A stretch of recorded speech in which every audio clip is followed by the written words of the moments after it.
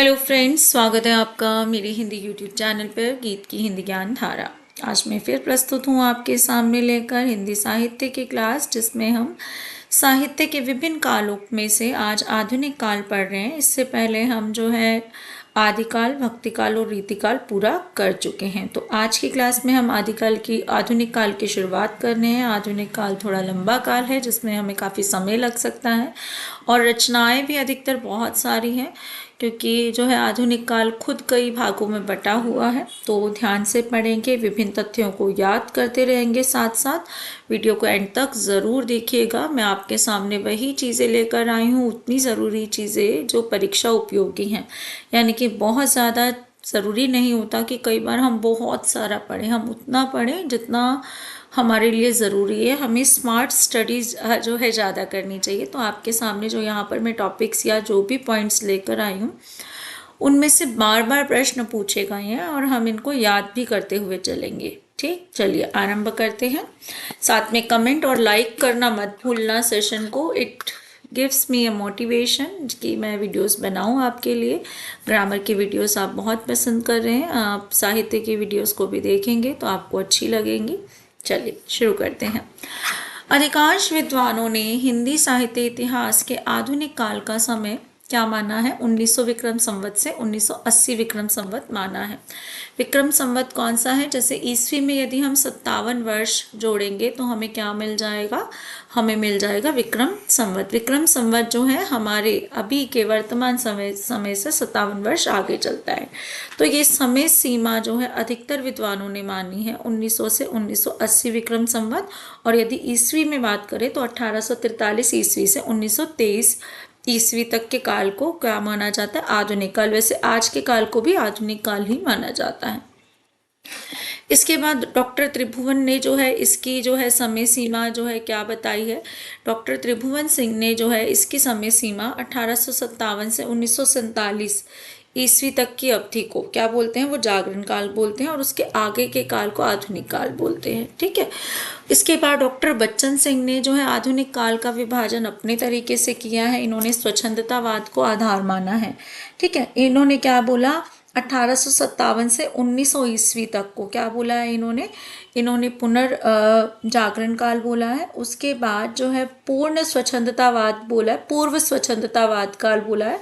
1900 से 1920 को इन्होंने हमारी स्वतंत्रता को ही आधार बनाया। जैसे पुनर्जागरण 1857 की क्रांति को इन्होंने क्या बोला? पुनर्जागरण, कि अंग्रेज़ों का जो है शासन था तो इन्होंने पुनर्जागरण बोल दिया। उसके बाद इन्होंने जो 1920 से 1940 तक का काल था उसको इन्होंने जो है स्वच्छंदतावाद बोला था। 1940 के बाद तक के काल को, यानी कि 47 में और 40 के बाद के काल को इन्होंने उत्तर स्वच्छंदतावाद काल बोला। ठीक है। उसके बाद भी इन्होंने कई काल विभाजन किए हैं। तो हमें बस इतना याद करना है इनके बारे में कि स्वच्छंदतावाद को आधार बनाकर किस गद्य जो साहित्यकार ने जो है आधुनिक काल को बांटा है, तो वो कौन है? बच्चन सिंह है। अगला है पॉइंट हमारे पास कि भक्ति काल एवं रीति काल में वार्ताओं और टीकाओं के माध्यम से हिंदी गद्य का शुभारंभ हुआ था। यानी कि हिंदी गद्य जो है कब कैसे लिखा जाए? जब बहुत सारे काव्य लिखे जा रहे थे तो उनमें जो है टीकाएं लिखी जाती थी काव्यों की, है ना। जैसे बिहारी की जो है बिहारी सतसई पर भी कई टीकाएं लिखी गई हैं। तो वहीं से गद्य की शुरुआत हो गई थी। इसके बाद है हिंदी गद्य का सबसे प्राचीन नमूना हमें कहाँ मिलता है यदि पूछा जाए तो? हिंदी गद्य का सबसे प्राचीन नमूना हमें मिलता है गोरखसार ग्रंथ में। ठीक है। इसकी जो है भाषा क्या है? खड़ी बोली की अपेक्षा ब्रज भाषा के निकट है। ठीक है। कैसी है? ब्रज भाषा में जो है गद्य लिखा गया है, खड़ी बोली नहीं है, लेकिन गद्य पर आधारित जो है 14वीं शताब्दी में कुछ हमें मिल गया था। पहले जो है अधिकतर जो काव्य रचा जा रहा था वो मतलब रीति काल तक जो है कविताओं के रूप में जो है कवियों की रचनाएं हैं। रीति काल के बाद जो है गद्य ने जो है क्या किया? एक कह सकते हैं स्पीड पकड़ ली कि गद्य में अधिकतर रचनाएं लिखी जाने लगी। तब ब्रज भाषा जो काव्य की भाषा थी वो जो है पिछड़ी हो गई थी, यानी कि उसमें रचनाएं नहीं हो रही थी। सभी गद्य वो कौन सी भाषा में लिखा जाने लगा? खड़ी बोली में लिखा जाने लगा। अब सम्राट अकबर के समय में भी कौन सी जो है गद्य का नमूना मिलता है? ये बार बार प्रश्न आता है। ठीक है, इसको अच्छे से याद करें। सम्राट अकबर के समय में कवि गंग ने चंद छंद वर्णन की महिमा जो है पुस्तक लिखी और किस में लिखा, रचना लिखी, किस में लिखी, खड़ी बोली में लिखी। तो ये बार बार पूछे जाने वाला प्रश्न है परीक्षा में, याद करें। अगला है कि भाषा के परिमार्जित रूप की प्रथम पुस्तक कौन सी है। तो 1741 में रामप्रसाद निरंजनी ने भाषा योग विशिष्ट रचना यानी कि इस ग्रंथ की रचना की, जो खड़ी बोली में लिखा गया।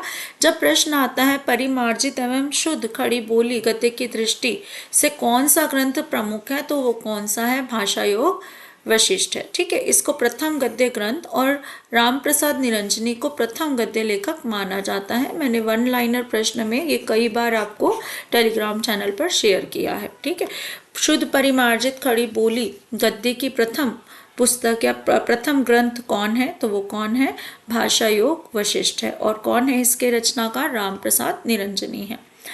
इसके बाद है गद्य के विकास में किसने जो है योगदान दिया। तो इस गद्य के विकास में कलकत्ता के 4 मई 1800 ईस्वी को फोर्ट विलियम कॉलेज जो बना था, उसने गद्य के विकास में एक महत्वपूर्ण भूमिका निभाई थी। तो ये प्रश्न कई बार पूछा गया है। फोर्ट विलियम कॉलेज की स्थापना कब हुई, तो 4 मई 1800 ईस्वी को हुई थी। ठीक है, 4 मई 1800 ईस्वी को बार बार पूछा जाने वाला प्रश्न है, याद करें इसको। कौन थे इसको ये जो कह सकते हैं इसको खड़ा करने वाले, तो फोर्ट विलियम कॉलेज में जॉन गिलक्राइस्ट थे, वो हिंदी के अध्यापक थे अंग्रेज, लेकिन क्या थे, हिंदी के अध्यापक थे। इन्होंने किसको अपने साथ लिया, इन्होंने जो है लल्लू लाल जी और आरा के सदल मिश्र। लल्लू लाल जी कहाँ से संबंध रखते हैं, आगरा से, और सदल मिश्र जी कहाँ से संबंध रखते हैं, आरा से संबंध रखते हैं।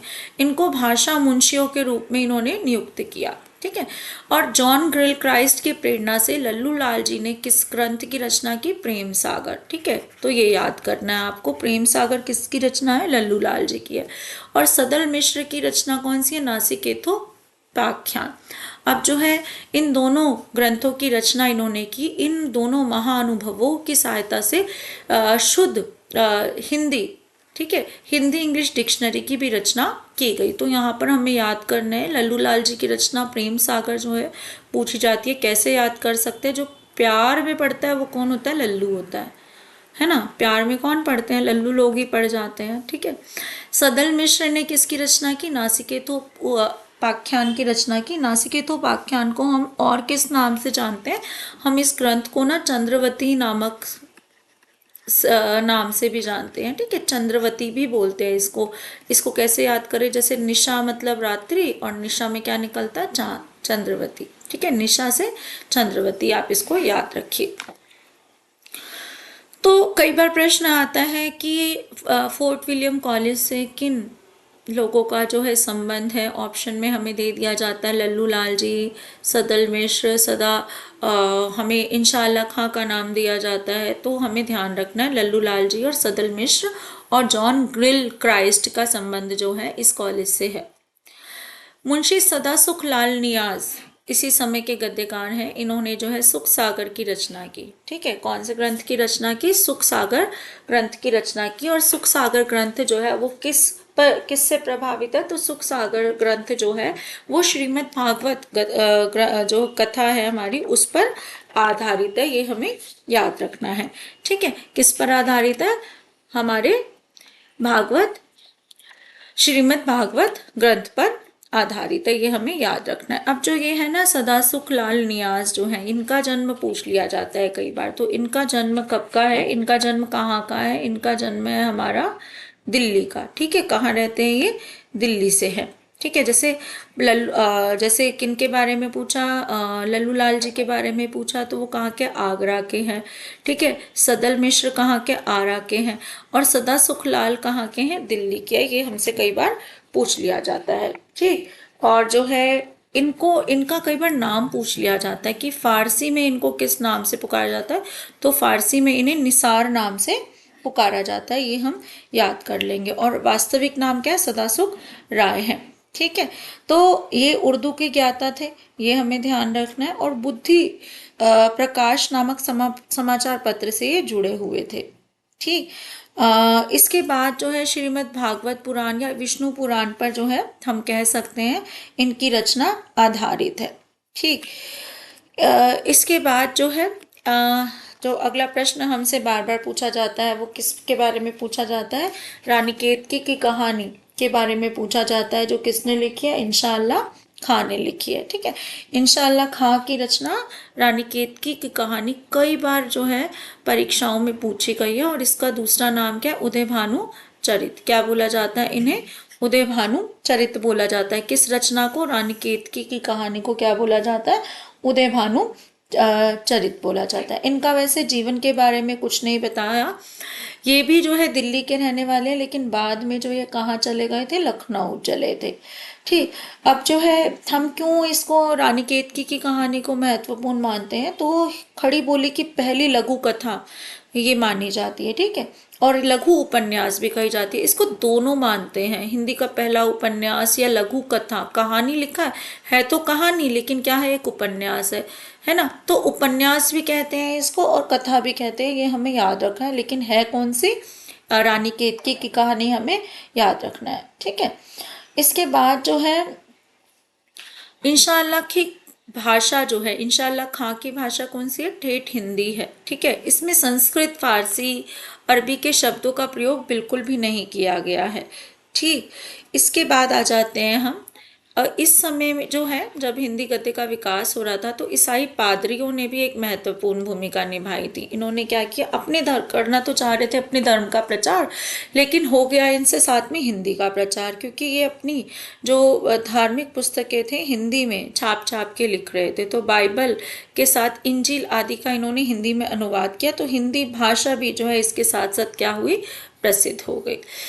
इसके बाद आ जाते हैं कलकत्ता बुक सोसाइटी के बारे में हमसे कई बार पूछ लिया जाता है कब हुई? तो 1817 में कलकत्ता बुक सोसाइटी जो है स्थापित की गई और 1833 के लगभग आगरा में school book society, Agra school book society की स्थापना की गई। ठीक है, तो दोनों बातें हमें याद रखनी है। इसके बाद आता है हमारा पहला समाचार पत्र, जो साप्ताहिक समाचार पत्र था। किसने निकाला था? 1826 में पंडित जुगल किशोर जी ने निकाला था। ये हिंदी का पहला समाचार पत्र माना जाता है। इसका नाम क्या है? उद्दंड मार्तंड। ठीक है, उद्दंड मार्तंड कहाँ से निकाला जाता था? कलकत्ता से निकाला जाता था, ये हमें याद रखना है।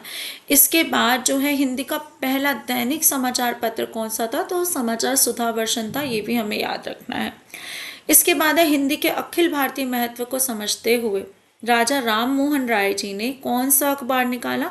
सन 1829 में बंगदूत नामक हिंदी का जो है पत्र जो है प्रकाशित कराया। राजा राम मोहन राय बंगाल से संबंध रखते थे, तो इनके जो अखबार के नाम में क्या है? बंगदूत है, ये याद रखिए।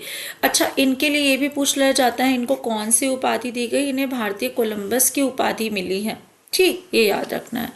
इसके बाद है 1845 में राजा शिव प्रसाद सितारे हिंद ने काशी से बनारस अखबार निकाला। ये जितने अखबार मैं आपके सामने यहाँ लेकर आई हूँ, बार बार परीक्षा में इनके बारे में पूछा गया है। ठीक है, राजा शिव प्रसाद सितारे हिंद ने कौन सा अखबार निकाला? काशी से निकाला। कौन सा?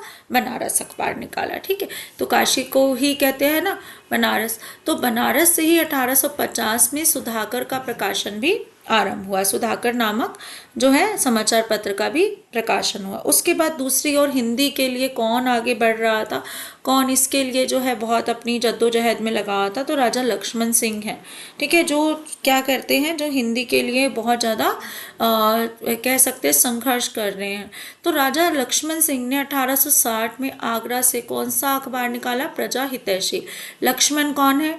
एक राजा है, तो प्रजा का हित चाहते हैं, तो उन्होंने कौन सा अखबार निकाला? प्रजा हितैषी नामक अखबार निकाला। उसके बाद 1863 में ही, ठीक है, आगरा से ही कौन सा अखबार निकाला गया? लोकमित्र निकाला गया, ये हमें याद रखना है। नवीन चंद्र ने 1867 में ज्ञान प्रदायिनी पत्रिका का प्रकाशन किया। ये भी बहुत बार पूछा गया प्रश्न है, ये भी बहुत बार पूछा गया प्रश्न है। तो ज्ञान प्रदायिनी पत्रिका का प्रकाशन कब हुआ? 1867 में हुआ। किसने किया? नवीन चंद्र ने किया। कैसे याद कर सकते? ज्ञान कैसा अच्छा लगता है? ज्ञान कैसा प्रदान किया अच्छा लगता है? नया नया, पुराना ज्ञान हमें नहीं। अपडेटेड रहना हो तो कैसा ज्ञान चाहिए? नवीन ज्ञान चाहिए, है ना। तो इससे हम याद रख सकते हैं। उसके बाद आता है 1837 में तत्कालिक संयुक्त प्रांत, अब उत्तर प्रदेश जो है, कि सभी कार्यालयों की भाषा को उर्दू कर दिया गया था, जो बड़ी ही जो है खतरे की बात थी हिंदी भाषा के लिए, क्योंकि जो है ये फरमान निकाल दिया गया कि सभी सरकारी कार्यालयों की भाषा क्या होगी, उर्दू होगी। अब कौन कौन जो है उर्दू के पक्षपाती थे, तो हिंदी के विरोध पे और उर्दू के समर्थन में गारसादा तासी जो है सामने आए, जो आपने पता है हिंदी साहित्य इतिहास जो है इन्होंने पहला लिखा। अब जो है क्या है, ये इन्होंने जब अपने इतिहास ग्रंथ में भी उर्दू के लेखकों का अधिक वर्णन किया था और हिंदी लेखकों का कम वर्णन किया था, है ना। सर सैयद अहमद खां भी जो है उर्दू के पक्षपाती थे, ठीक है। और हिंदी को तो ये क्या बोलते थे, गवारू बोली बोल देते थे, ठीक है। कई बार पूछा जा चुका है, हिंदू को गवारू बोली किसने बोला है, हिंदू को गवारू बोली सर सैयद अहमद खान ने बोला है। इसी समय जो है ये जो देश के होकर जो है हिंदी का अपमान कर रहे थे, वहीं एक अंग्रेज विद्वान थे जो हिंदी का कट्टर समर्थन करते थे। कौन थे, सर फ्रेडरिक पिक्ट, ठीक है। वो क्या करते थे, हिंदी का समर्थन करते थे। और इनके जो कह सकते हैं इनके संघर्षों के कारण, इनके जो है प्रेरणाओं के कारण धीरे धीरे हिंदी का प्रचार प्रसार जो है बंगाल से लेकर पंजाब तक होने लगा था। इसके बाद आ जाते हैं राजा शिव प्रसाद सितारे हिंद और राजा लक्ष्मण सिंह जो है। राजा शिव प्रसाद सितारे हिंद हिंदी के पक्षपाती थे, लेकिन वो कैसी हिंदी को मानते थे जिसमें उर्दू फारसी के शब्द हों। दूसरी तरफ राजा लक्ष्मण सिंह जो थे वो क्या करते थे, वो चाहते थे हिंदी हिंदी ही हो, संस्कृत निष्ठ हिंदी को वो जो है बल देते थे। ये हमें ध्यान रखना है। तो राजा शिव प्रसाद सितारे हिंदी शिक्षा विभाग में क्या थे, अधिकारी थे। कुछ समय बाद वे बनारस डिवीजन के संयुक्त स्कूल इंस्पेक्टर बनाए गए। उन्हें कौन सी उपाधि दी गई, सितारे हिंद, ठीक है, क्योंकि वो हिंदी के समर्थक थे। लेकिन हिंदी के कैसे, कि जैसे मैंने यहाँ बोला जिसमें अरबी फारसी के भी प्रचलित शब्द हों, ऐसी हिंदी को वो मानते थे, ठीक है। तो उन्होंने ऐसी हिंदी का प्रचार प्रसार किया। इसके बाद जो है स्वामी दयानंद सरस्वती ने भी अपनी पुस्तक जो है सत्यार्थ प्रकाश से जो है हिंदी का जो है प्रचार प्रसार किया। इन्होंने जो है 1875 में किसकी स्थापना की, आर्य समाज की स्थापना की। कई बार पूछा गया प्रश्न है जीके में भी और हिंदी भाषा में भी। स्वामी दयानंद सरस्वती मूलतः कहाँ थे, गुजराती भाषा के थे, यानी कि गुजराती थे। फिर भी इन्होंने हिंदी परिमार्जित गद्य में, यानी कि थे तो गुजराती लेकिन शुद्ध हिंदी में कह सकते हैं। परिमार्जित हिंदी कौन सी थी, शुद्ध हिंदी में कौन सी रचना की, सत्यार्थ प्रकाश की रचना की। तो ये ध्यान रखना है हमें, किसकी रचना की, सत्यार्थ प्रकाश की रचना की, ठीक है। तो अपने मत का प्रचार इन्होंने हिंदी में किया। इसके बाद है भारतेंदु ने आर्थिक विषमता, स्वाधीनता, नारी शिक्षा, धार्मिक पाखंड आदि इन सब विषयों पर हिंदी भाषा में क्या किए थे, अपने विचार प्रकट किए थे। इनकी 70 से भी अधिक रचनाएं जो हैं हमें पता चलती हैं, ठीक। इसके बाद आ जाते हैं, अच्छा, भारतेंदु युग में जो है मुख्य रूप से जो लेखक थे वो कौन कौन से थे, ये पूछ लिया जाता है। भारतेंदु युग के जो है हमारे जो है लेखक पूछ लिए जाते हैं, ठीक। कौन कौन से हैं, बद्री नारायण चौधरी प्रेमगन, प्रताप नारायण मिश्र, बालकृष्ण भट्ट, अंबिका दत्त व्यास, राधा कृष्ण दास, ठाकुर जगमोहन सिंह, लाला श्रीनिवास दास, इन सब की रचनाएं भी पूछी जाती हैं, ठीक है। तो ये हम अगली क्लास में करेंगे इन कवियों के बारे में, इन साहित्यकारों के बारे में कह सकते हैं, ठीक है, लेखकों के बारे में। भारतेंदु हरिश्चंद्र का जन्म, अब हम भारतेंदु के बारे में पढ़ लेते हैं कि जन्म काशी में कब हुआ, 1850 में हुआ। इनका जीवन बहुत ही छोटा था, ठीक है, बहुत लंबा जीवन इनका नहीं था। अपनी छोटे से जीवन काल में ही इन्होंने जो है हिंदी को जो है एक कह सकते हैं बहुत अच्छे स्तर पर जो है इन्होंने पहुंचा दिया, ठीक है। हिंदी साहित्य में इनके लिए क्या पूछा जाता है, आधुनिकता का प्रवर्तक कहा जाता है, आधुनिक युग का शुभारंभ करने वाला इन्हें माना जाता है, ठीक है। तो हिंदी क्षेत्र में पुनर्जागरण की पहली सशक्त साहित्यिक अभिव्यक्ति किस व्यक्तित्व में मिलती है, वो मिलती है भारतेंदु हरिश्चंद्र में। भारतेंदु के व्यक्तित्व में भक्ति युगीन चेतना, रीति युगीन श्रृंगारिकता और साम्यिक यथार्थ बोध का अद्भुत समन्वय है, ठीक है, यानी कि सब कुछ दिखाई देता है इस काल के कवियों में।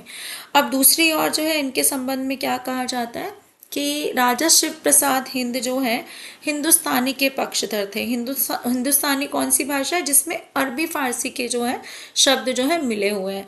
तो इनकी जो है ना भारतेंदु हरिश्चंद्र से बिल्कुल भी नहीं पटती थी, कह सकते हैं ना। तो ब्रिटिश सरकार ने जो क्या किया, क्योंकि ब्रिटिश सरकार भी उर्दू को आगे लाना चाहती थी, राजा शिव प्रसाद सितारे हिंद की पदवी उन्हें दे दी राजा शिव प्रसाद को, ठीक है। उसी पदवी की प्रतिक्रिया में ठीक 1880 में सार सुधा निधि नामक पत्रिका के प्रस्ताव में दिया गया कि हरीशचंद्र, ठीक है, को भारतेंदु नाम से अभिहित किया जाए। भारतेंदु मतलब भारत का इंदु, भारत के चांद इत्यादि से, जो जैसे सितारे हिंद, सितारा मतलब छोटा होता है, चांद को हम बड़ी संज्ञा देते हैं, तो उनसे बड़ी पदवी इन्हें हमने दिला दी, ठीक है। तो ये हमें जो है इतना समझना है। अगली क्लास में जो है हम भारतेंदु युग के विभिन्न कवि और रचनाओं के बारे में पढ़ेंगे, क्योंकि बहुत सी रचनाएं जो है परीक्षा में पूछी जाती हैं। वीडियो अच्छा लगा हो तो चैनल को लाइक शेयर सब्सक्राइब करना ना भूलें। एक लाइक बटन तो बनता है ना। जैसे ही वीडियो देखा एक छोटा सा बटन दबाने में 1 सेकंड भी समय नहीं लगता है। कमेंट कर सकते हैं तो बहुत अच्छी बात है कि आप बताएं कि आपको कैसे लग रहे हैं वीडियोस ग्रामर के और लिटरेचर के। Thank you.